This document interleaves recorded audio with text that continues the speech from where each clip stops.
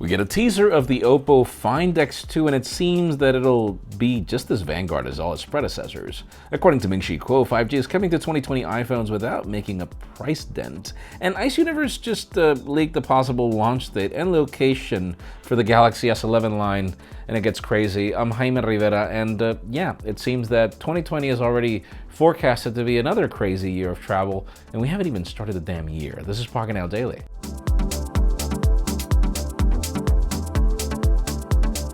The official news today begin with deals. If you're in the market for laptops, then yeah, B&H is your jam right now. The company has a lot of savings in Macs that you should definitely consider. You could save up to $200 off the MacBook Air, starting at $900, as well as $400 off the 15-inch 2019 MacBook Pros, starting at $2,000. They also got deals for AirPods 2 with charging case and Apple Watch Series 5, and even the brand new 16-inch MacBook Pros available $200 off, starting at $2,100, well, $2,200. You can learn more about all of these deals in the description. Now, this is rather interesting as, well, you remember that MediaTek just recently announced their Dimensity 5G chip, and apparently it doesn't end there. If you remember, the company, after the announcement of the Dimensity 1000 5G SoC, also made it clear that it was a new family of chips. According to DigiTimes, the company is ready to launch a second one with the Dimensity moniker as early as this month that will reportedly be a cheaper chip aimed at mid-rangers and low-end devices, and will actually power a lot of Samsung phones next year. It's actually going to get rather interesting because, yeah, I know. We'll see about that. And since we're talking Samsung, I mean, we've covered so many leaks of what to expect with the design and everything, but we've got a lot of speculation when it comes to the launch date. As it turns out, there's a new tweet from Ice Universe that says that, well, the S11 line might be launched in San Francisco on February 18th, 2020. This date was reported back in October. MWC kicks off on the 24th, which means that Samsung wants to make their own headlines before MWC starts.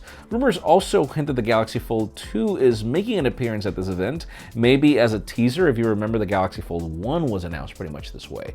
Thing about it is, I hate it already, because that means I'm going to have to fly to San Francisco and then from there to Barcelona, because that's literally before the pre-show. Like, yeah, and I know Samsung avoids New York because it's snowing in that period, so it's like, oh man, it's going to be crazy. Now, a launch that we are really curious about, particularly in how it's going to play, is with the Huawei P40 series. Thing about it is, we have an official look render of what we could expect. The original tweet says that it is a curved 6.57-inch Full HD Plus AMOLED display. The image doesn't really reveal much other than the curves on the screen, but they aren't as extreme as the ones on the Mate 30.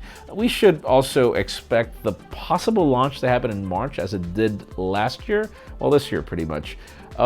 Let's just see how that launch is going to play out. And how about if we talk about more predictions from Ming-Chi Kuo and what to expect for the iPhones in 2020. According to his new report, the 2020 iPhones, even with 5G, won't see a major price increase. Kuo claims that the new components will make each device from $30 to $100 more expensive to manufacture, but he doesn't think Apple will reflect those prices in the 2020 models, meaning there shouldn't be a price increase at all. He also notes that the new metal frame could also increase the price, but they will most likely shave the expenses out from the supply chain to keep the prices down. Whatever the case may be, I mean, we've seen Apple dropping prices silently.